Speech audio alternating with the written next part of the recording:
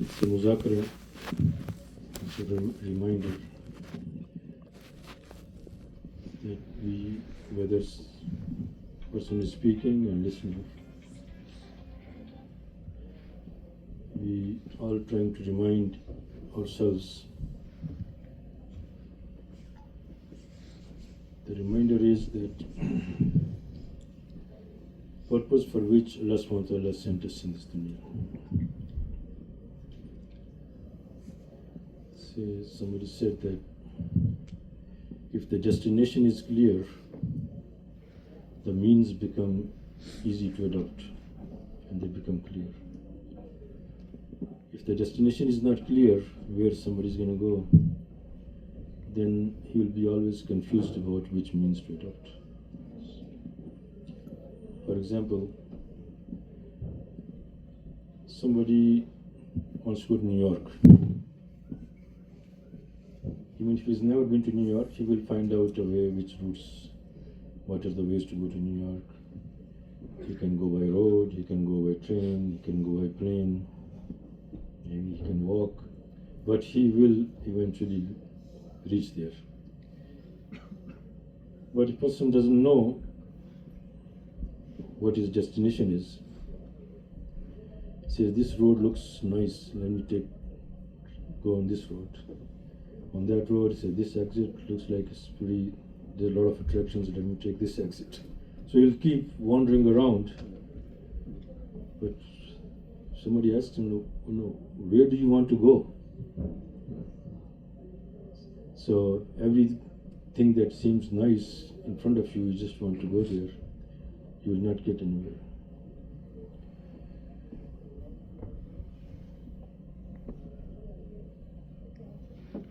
Our parents or us, many of us, we create or set certain destinations for ourselves, certain goals of life, and then we work towards that. Some achieve them, some don't. And then one day, anything of this dunya, whatever somebody made the goal of his life, there's a common saying in the society here, if you can dream it, you can achieve it. So they think it's upon everybody, it's his own decision, whatever he wants to dream, whatever he wants to achieve. So everybody's free to make, and then he works towards it. Nobody can tell him what to do. It's not true. It's not true. We forget, and this is the reminder, that someone created us. Allah subhanahu wa ta'ala created us. And He is the one who has set a destination for us. He did not leave it to us. Whatever you decide, whatever you dream, whatever you want to be, you'll be successful. It's not like that.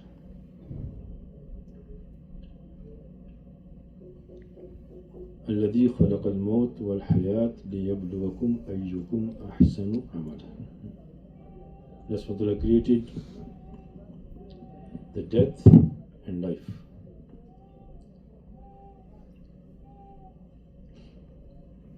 I heard from one alim, I don't know, maybe we have shaykh sitting here. He said that Allah subhanahu wa ta'ala mentioned death before life. So I always used to think that, okay, death is mentioned, that we will die, and then this life. So he said, no, this life is death. This life will finish. The real life is after death, which we call death. So the real life, which is after there is no death, that is after we leave this dunya.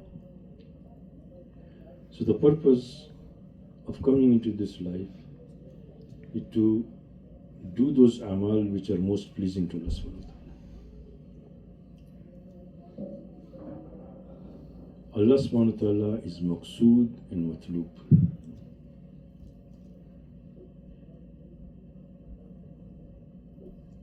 whatever we achieve, whatever whole world calls us something, in this circle, when the masajid, people say, oh, he's a big sheikh, big qari, big hafiz, big alim, big da'i. Wherever he goes, he becomes famous. That is not the purpose. The whole world says something, but in the eyes of Allah subhanahu wa ta'ala, what am I? Is Allah pleased with me or not? That is the destination.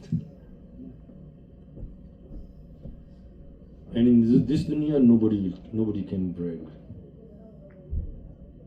that I have pleased Allah subhanahu wa ta'ala. That we will know on the day of Qiyamah.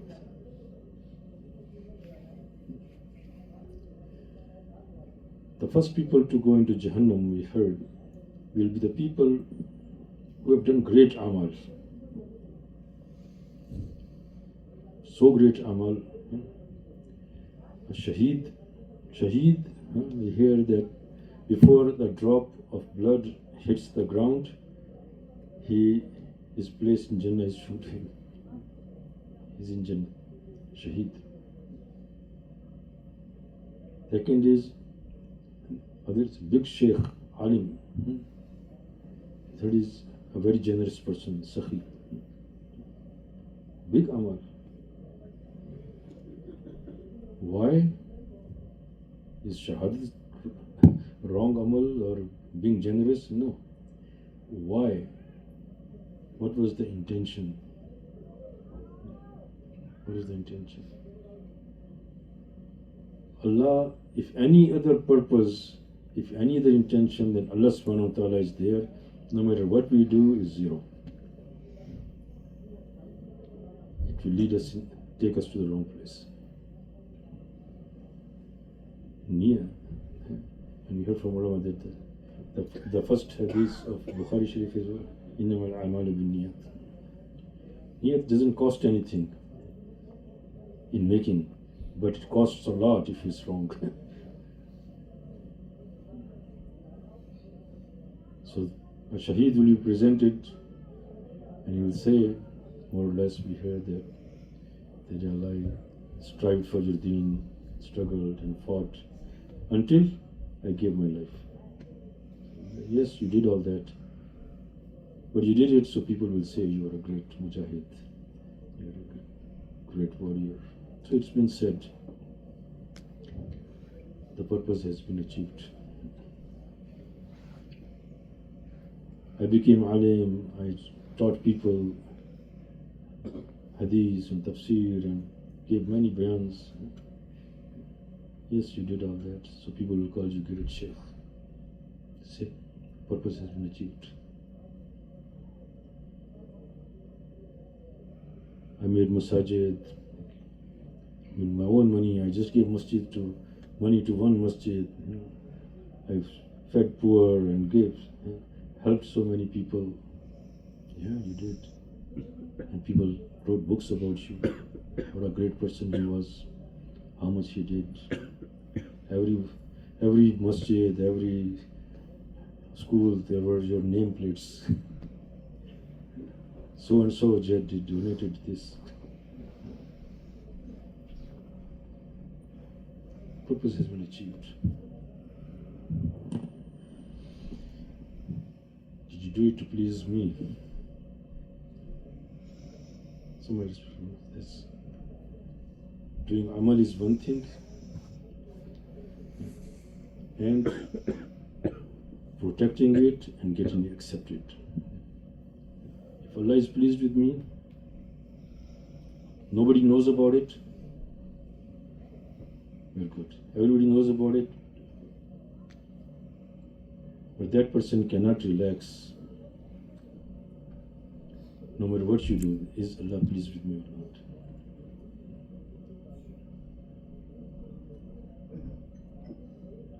And the distractions are many, and we all lose some respect. So this, every Friday night we gather here, And then in the masajid, mashallah, weekly we gather, daily we hear taaleem, we go in khuruj. Purpose is neither the majalis, neither the khuruj. Nobody's going to ask in qabr, did you spend 4 months, did you spend 40 days? The first question is, so you prepare for akhirat, right? First question is, Man Rabbuka? Who's your Rabb? I made many achievements, but did you recognize who your Rabb is? Recognize Allah subhanahu wa ta'ala. That's the first question. Before we came into this dunya, Allah subhanahu wa ta'ala took a pledge. Alastu bi rabbikum. Every room agreed, yes, no doubt Allah is our Rabb. In this dunya, distractions are there for a purpose, as a test. And then Allah subhanahu wa ta'ala is Kareem and Rahim. He could have just left, yes, we made a pledge, let's see who forgets and who remembers. And Allah subhanahu wa ta'ala, Anbiya alayhimus salam, one after another. And they all remind each one of the common message of every Nabi we heard from Ulama Ikram was, Ayyuhan nas qulu la ilaha illallah tuflihun. People say, recognize and remember and learn that only Allah is your Rabb. This kalima la ilaha illallah is the heaviest kalima, the most powerful kalima. They say if there is a halaqah made of heavens and earth, if la ilaha is placed on that, it will break. If 7 heavens and earth are placed on one side of the scale, la ilaha is placed on the other side, that side will be heavier. La ilaha illallah. This saying by tongue, and it has to come inside. Come inside. The heart has to say this. There is no ifs and buts.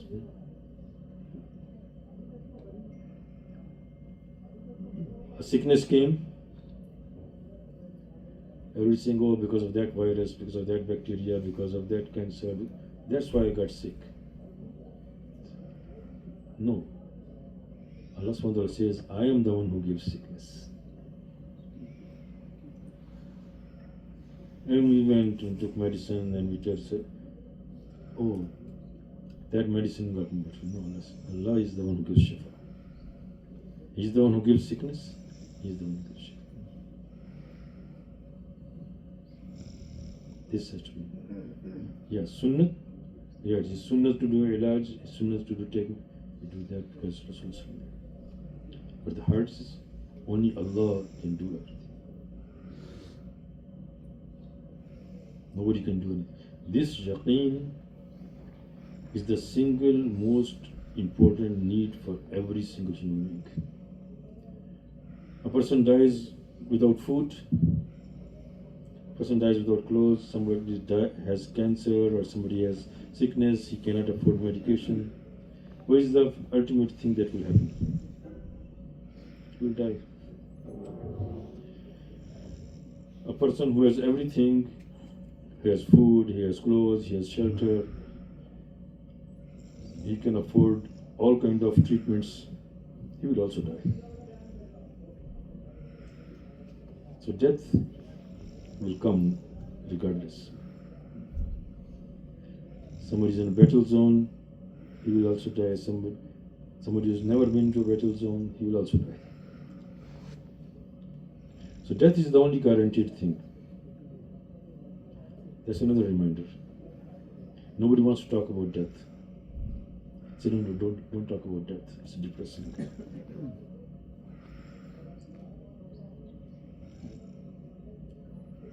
So we have to go. That is the only guaranteed thing. And if the guaranteed thing we don't want to talk about, how will we prepare for it? So we will die. The first question is La ilaha illallah.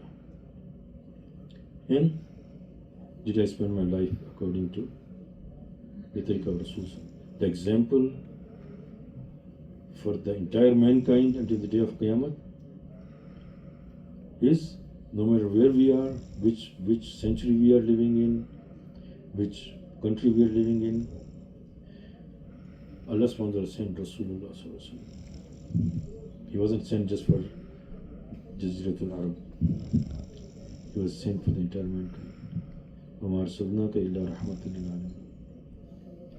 If you want to be successful, he's the one who pleased Allah the most. In dunya also, it says, if somebody wants to go into a career, he looks at who are the successful people. He wants to see how they became successful. How did they reach that? Allah subhanahu wa ta'ala called Rasul his Habib, his beloved. And he praised him many times. He's the best, his akhlaq are the best. So one cannot please Allah subhanahu wa ta'ala by living any other lifestyle other than Rasulullah sallallahu alaihi wasallam. Period. It's not also. It's not Rasulullah sallallahu alaihi wasallam is also.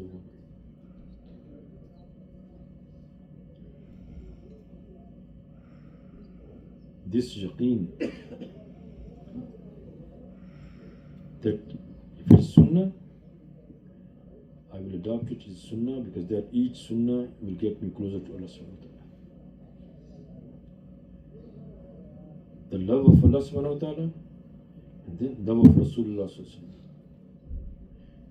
Their love has to be more than any other love. In fact, they say, make your life simple. When somebody has many tasks, it is difficult for him to excel. Say, if you want to please many people, many things, many targets, just make one target. One is easy. Allah subhanahu wa ta'ala, my target in the life is to please Allah subhanahu wa ta'ala. Now, then say, then all the other things of deen will make sense. Who pleases Allah subhanahu wa ta'ala the most? Rasulullah. So then person will not question, well, that is sunnah, but what, I'm here, I have this kind of job. No, wherever I am, I will die, and I will go into qabr, and I will be raised on the day of Qiyamah, and I will be asked. And the standard and the example for the mankind is Rasulullah. In the appearance also, in the thought process also, what did he do in happiness? What did he do when he was sad? And in the maqsad also, the purpose of life. What was his purpose of life?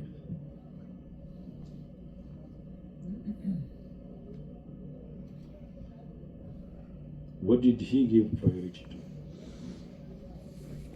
See, we cannot sleep at night if we don't have any money in the bank. Rasulullah could not sleep if there was any money left in home. Spend it. We cannot reach that level, but the thing is, we should know who the example is. There's a story written about one of the sheikhs, I think it's Hatim from Balkh. When he went to, I guess, Mecca and Medina, and he saw at that time big houses and big. So he asked them, where is the palace of Rasulullah sallallahu alaihi wasallam in Medina? So they said, Rasulullah did not have a palace. He said, what about Abu Bakr, Umar? He kept asking. He said, no, they didn't have palace. Then he said, I think I have come to the city of Fir'aun and Qarun. So people say, oh, he's being disrespectful to the city of Rasul. He's calling it the city of Qarun and Fir'aun. They took him to the Amir of the city. He told him, look, listen to me before you say anything. And he told him the whole story. And so he said, let him go. He's Mazur. Because Rasulullah did not build tall buildings in palaces. We hear from him, he never ate 2 meals a day. He ate in the day, didn't eat at night. Many days would pass, no food. So the things which concerns us the most, and we spend day and night behind those things, better and better shelter, better and better clothing, better transportations, and this was not his main concern. This was never concern. And he taught that to Sahabas. If this was the main concern, starvation would not have come in any houses of Rasulullah or Sahaba. Aisha said, 3 moons used to pass and no fire was burnt. Nothing was cooked in any of the houses of Rasulullah. So what was their concern? This was not the concern. The opposite of us. We are concerned so much into these things.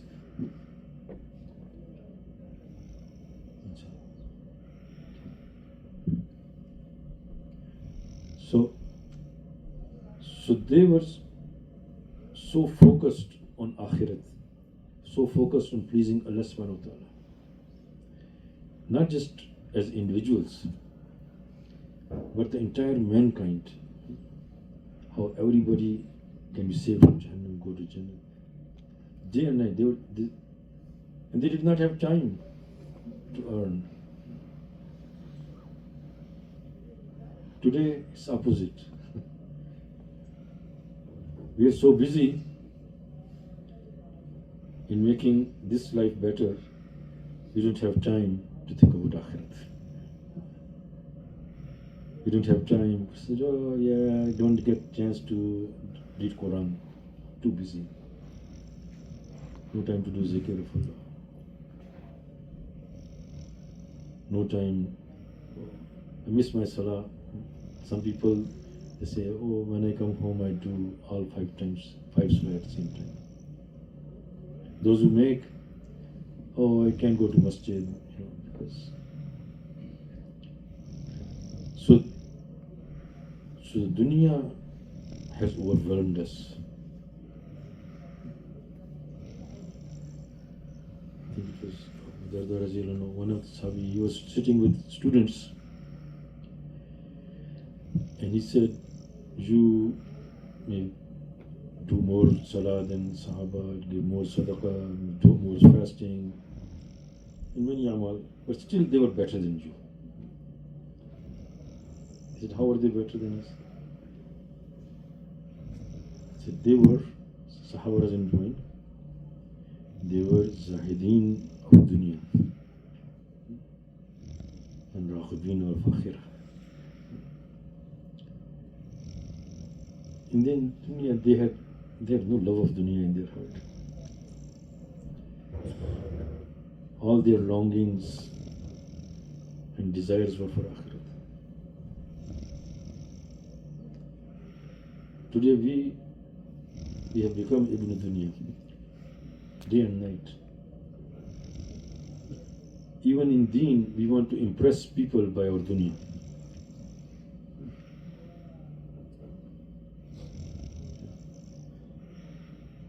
And people get impressed by that dunya that we want to impress by, but they don't get impressed by our deen. I was in New York, we had a neighbor in New York, they built a huge masjid in Manhattan. So our neighbor, he was an architect, he was an engineer. He said, I want to go and see that masjid. So we said, oh, maybe, mashallah, he's interested in Islam. He said, no. He said, I just want to see the architecture of that building. That's all he's interested in. He will be impressed with the things that we want to impress him by. The masjid that Rasulullah built, we heard from ulama, from 9 years there was no light in that masjid. The pillars were of the trunks of the palm trees. And the roof was the leaves. And there was no carpet. There were no tiles, there was no cement, no hardwood floor. So pebbles, it was dirt and pebbles.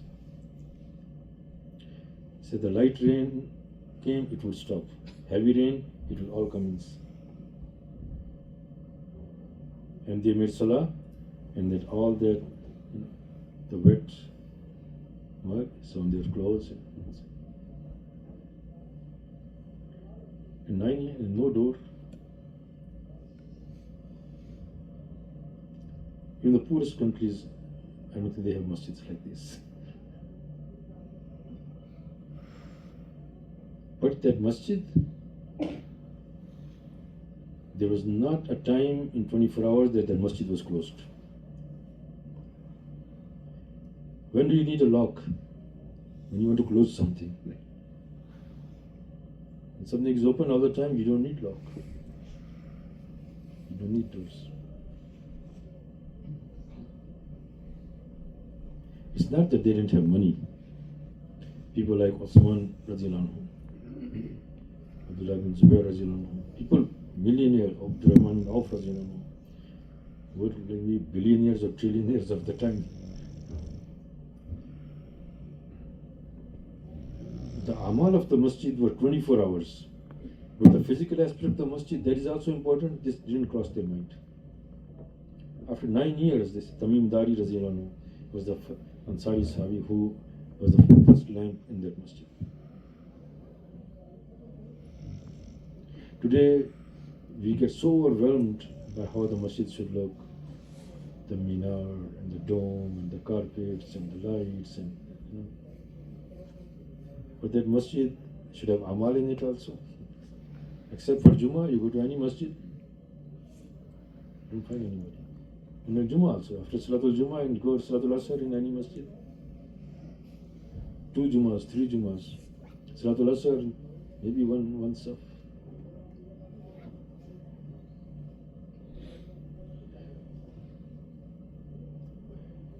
So this affection of dunya is dominating. I'm not saying that this is Muzakara for us, that we all have to think about ourselves. Purpose is not bayan, purpose is not good. I spent 3 days or 40 days. How much my direction changed from dunya to akhirat? From mal towards amal. And how much desire to please Allah subhanahu wa ta'ala came in.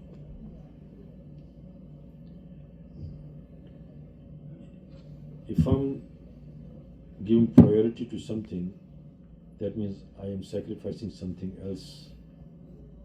Right? If I'm giving priority to dunya, I'm sacrificing akhirat. It's a simple math. If I give priority to akhirat, something of dunya will be sacrificed. So which one is the priority? So akhirat. And Sahabi said that if somebody told me that I have a shop right next to the masjid and I get this much profit every day, and all of that profit that I make, I give it sadaqah. And because of this, no salah and no amal are disturbed also. Still, I don't want a shop like that.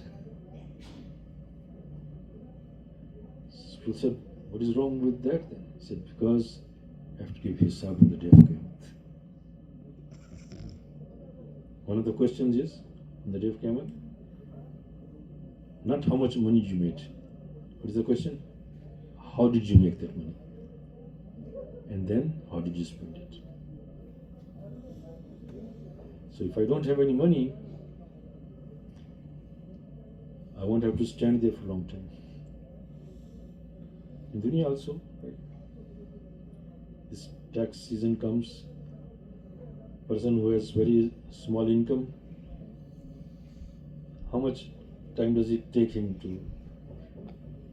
The person who has a huge business, many businesses, millions, how complicated his hisab becomes. So make it simple. So much for this. This yaqeen that I have to die, and this yaqeen that nothing belongs to anybody except Allah subhanahu wa ta'ala. When somebody dies, what do we say? Inna lillahi wa inna ilayhi raji'un. It's not just for death. This we should be saying 24/7. That we all belong to Allah subhanahu wa ta'ala. It's not that now he's going to Allah subhanahu wa ta'ala. Even when we're alive, we still belong to Allah subhanahu wa ta'ala. And we will return to him. This house that I have belongs to Allah subhanahu wa ta'ala. These clothes belong to Allah subhanahu wa ta'ala. This car belongs to Allah subhanahu wa ta'ala. These children belong to Allah subhanahu wa ta'ala. So Allah subhanahu wa ta'ala decided who should be my parents, who should be my siblings, who should be my children, who will be my wife, how much money I am going to get, what kind of wealth. Allah subhanahu wa ta'ala gave all of these things are given to me for a test. They said. Now there's only one target, that is to please Allah subhanahu wa ta'ala. Now how should I deal with my parents so Allah will be pleased? How should I deal with my wife so Allah will be pleased? How should I deal with my children so Allah will be pleased? Life becomes simple. Please one. And he will please all of those people that we want to please also.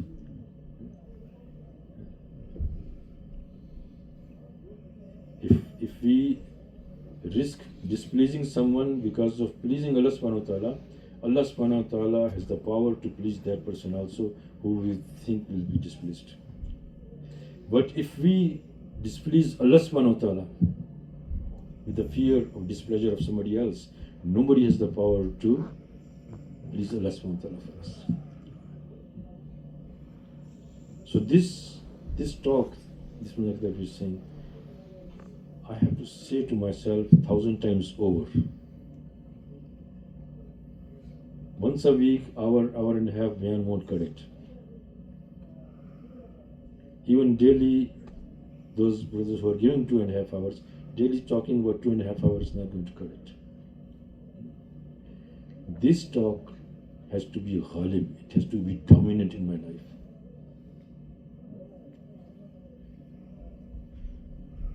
Allah has the most haqq to be talked about, more than anything. So life becomes very easy. Then Shariat is easy to understand. Is this the order of Allah? Yes. It will please Allah subhanahu wa ta'ala. What will I get of dunya? Doesn't matter. Why do people fight?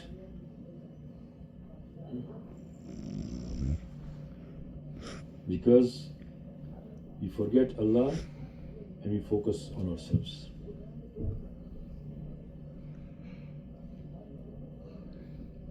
So to reach Allah subhanahu wa ta'ala, we have to forget ourselves. A person who cannot forget himself, somebody gave example, imagine if somebody is living in the house of mirrors. The mirror here, whichever way he looks, what does he see? What will he see? Himself. So we are living in the house of mirror. It's always, everything is about me. I don't like that person, why? Because he said this to me. He did this to me. Me. He disrespected me. He didn't do this. I did this to him. I, me. Don't say anything else. So we should see in 24 hours how many times we say I and me, and how many times we say Allah. I don't count. Who does he think I am? Even if a person gives us respect, but he did not give us the respect to the level that I have designated myself, my status, I'll still be unhappy.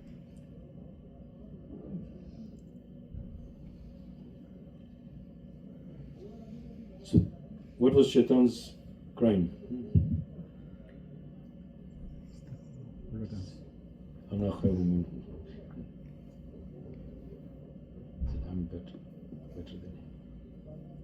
If somebody doesn't consider, if I consider myself the lowest, who will I fight? Can somebody disrespect me? I have no respect. I don't exist.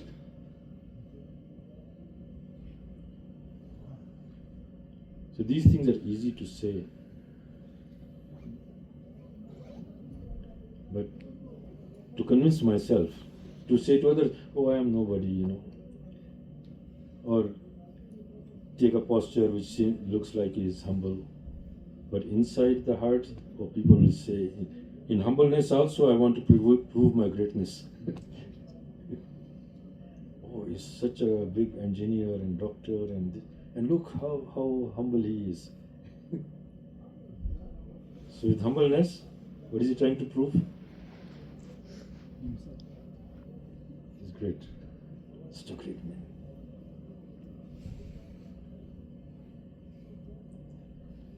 To prove to myself that I'm nobody. This is difficult. Because in the environment, everybody's trying to prove that he's somebody, he's better than the other. Allah subhanahu wa ta'ala has put in our nature this thing, that we want to compete, we want to excel. So then what is wrong with that? The wrong with it is that Allah subhanahu wa ta'ala says, also want us to compete and excel. But for what? For akhirat.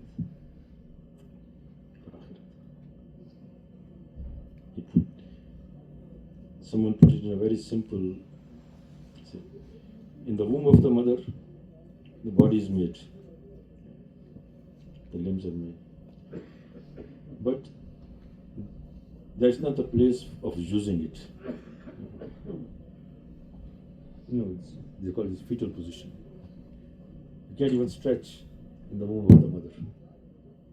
The lungs are there, but their fetus is not breathing through their lungs. Heart is running, circulation is running. Even mouth, he's not eating through mouth. Everything is through that one probe, umbilical cord. So in this dunya, when you come, it is the place of utilizing all these faculties. You breathe, you eat, you use, you walk. To fulfill the needs. Allah subhanahu wa ta'ala has put needs. 5 basic needs: food, shelter, transportation, marriage. What is the clothing?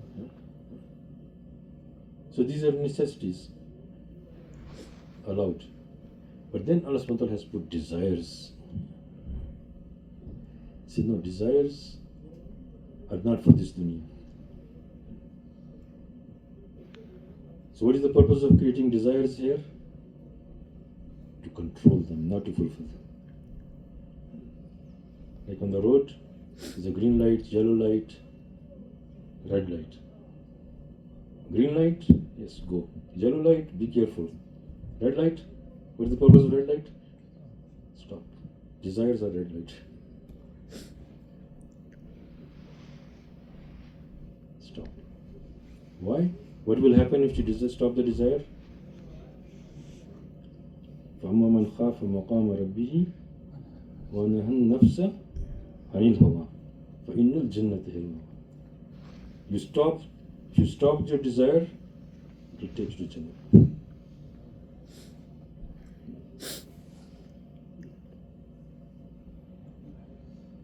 if you fulfill, so those who want to fulfill all their desires here, even their needs will be broken in Akhirat.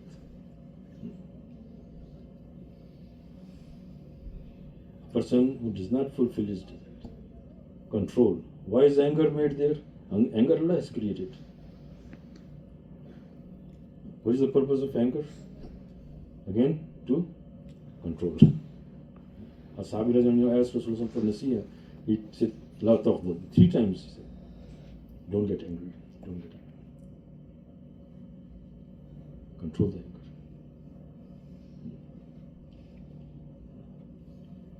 Person who controls his anger on the day of Qiyamah, there's all the whole of the will be lying in front of you, so choose whichever you want. So anger is there to control. Desires are there to control. And when you go into the next life, that's where what we want here. Say, no, here you fulfill all your desires.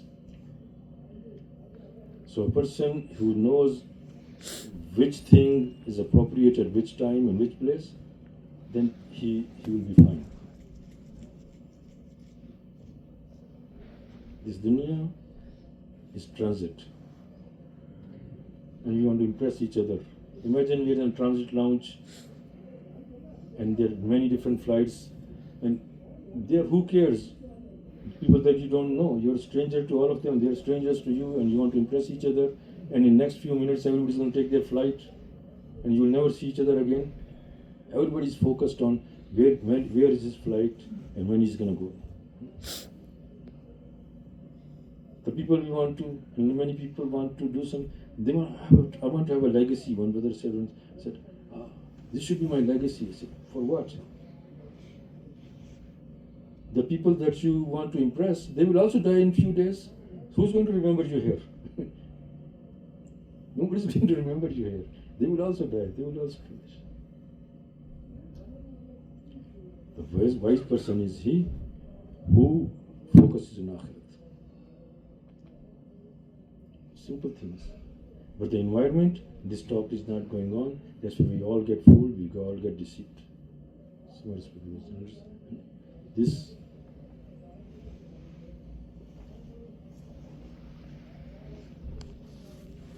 you should make intention that I want to get connected to, I want to know Allah subhanahu wa ta'ala. وَمَا خَلَقْتُ الْجِنَّ وَالْإِنسَ إِلَّا لِيَعْبُدُونَ. Ulama say, we heard that يَعْبُدُونَ here means يَعْرِفُونَ. The purpose of creation of man and jinn is that we should know Allah subhanahu wa ta'ala. That is the only purpose. Everything that is, somebody is more intelligent, Allah has given him that intelligence. What is he proud of? Now, how he uses that intelligence, that's his life will be better. Somebody has a lot of physical strength. Qawm Aad had a lot of physical strength. But they did not remember Allah. That strength, all that power could not protect them from his azab of Allah. So different people have been given different skills, different things. It's just so many people. No Nabi will come after Rasulullah. We were supposed to teach the life of Rasulullah to the entire mankind. We forgot ourselves. So this fikr, this concern that Rasulullah had for everyone, do we have it? Each one can think about himself. When I walk on these streets and I see many people where I work, I see my colleagues, and I know they're not Muslim, and I know a lot of Muslim brothers, I know they don't make salah, or they do certain things which they're not supposed to. Do I feel any pain for them? Do I feel that this person, if he dies today, what will happen to him? Getting angry at people or looking down upon them and that is not the mizaj of Nabi. So cried for people who were trying to kill him. How many times did we make dua for somebody that we are working with, our own family? If my wife is not on deen properly, Allah, what will happen to her? She does so much for me, but I can't. What will happen to her if she dies like this? My children, even children, we worry about what will happen to them in this dunya after I die. Right? No, what will happen to them when they die in that life? That is not the concern. The child, his Ramadan is coming, he has an exam. Oh, don't fast tomorrow, you have an exam coming.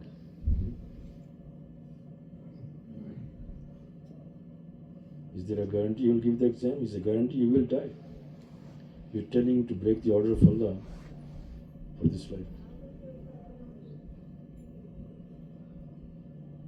So this yaqeen, my brothers, yaqeen is not as I'm talking about yaqeen. The yaqeen is here.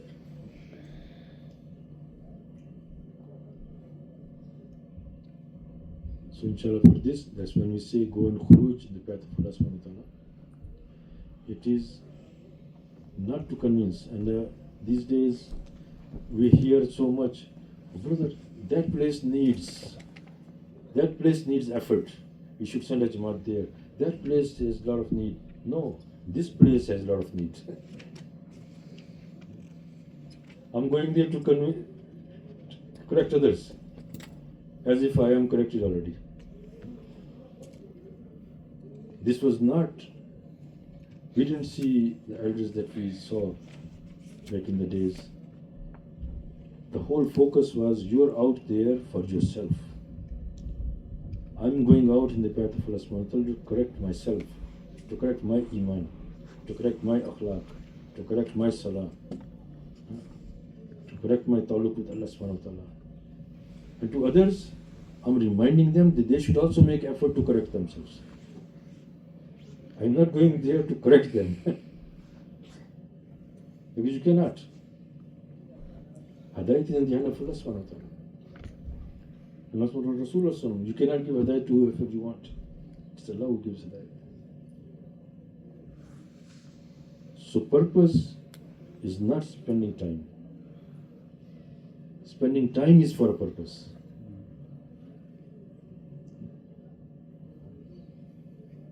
Say, if a person says 4 years in medical school, you become a doctor, and then you can get a job of whatever money. The person goes, spends 4 years in a medical school, does not pass a single exam, and then he goes, applies for a job. Do you think he'll get a job? What will they ask? They won't ask how many years you spent in the medical school. They'll say, where's the degree? Oh, they didn't give me a degree. They just told me you spent 4 years in medical school, then you can get a very nice job. I say, no. Even if you spend 10 years, you won't get a job. So it's now about spending time. It is tahsil sifat. These 6 qualities that we talk about, iman and salah, and knowing Allah subhanahu wa ta'ala, and the ilm of Rasulullah, and the akhlaq of Rasulullah, and correct my niyat that only Allah subhanahu wa ta'ala is maqsood, and the fikr of Rasul sallallahu alaihi wasallam. If this is coming in me, 1 Jamaat went out, 10 Jamaats went out, I'm okay. Wherever I went, 100 Jamaats went out for 40 days, 4 months, and I came back and empty from inside. I might be in that category. In the day of Qiyamah, there will be some people in Jannat, and they will look over them, they'll see this, the big Shaykh on the other side. Say, Shaykh, what are you doing there? You gave nice bayans, and we listened to your bayans, and mashallah, we are in Jannat today. Say, yeah, I just used to give bayans. I didn't do it myself. So mashallah, we should give intention. Remember that? death is not optional, so the effort of death is also not optional. The first question of Qabr is Man Rabbuk. This thing that we are going out, Maulana Ilyas Rahmatullah used to say, people call it Jamaat Tabligh. If I had to give a name to this work, I would call it Tahriq Ihya al-Iman, to revive the Iman. We are going out to revive our Iman and correct our Salah. One is the Zahir and the Batin also. That's if the Ihsan. Each one of us can, maybe somebody doesn't need to. Just look. That which Salah, remember, is there any Salah that I have done today that from beginning, from Allahu Akbar until Salam, I did not think of anybody but Allah subhanahu wa ta'ala? Can anybody say that? Nobody has to. If somebody is, they don't have to stand up. But I know, it's Allahu Akbar, takes few seconds and you wander around. So Salah is the basic thing. First, Ramadan is coming, I'm ready for Ramadan. So we're going out in the path of Allah subhanahu wa ta'ala to learn. In Ramadan also, this is another thing, people saying, oh, can't go in the path of Allah subhanahu wa ta'ala in Ramadan because we'll miss our Taraweeh.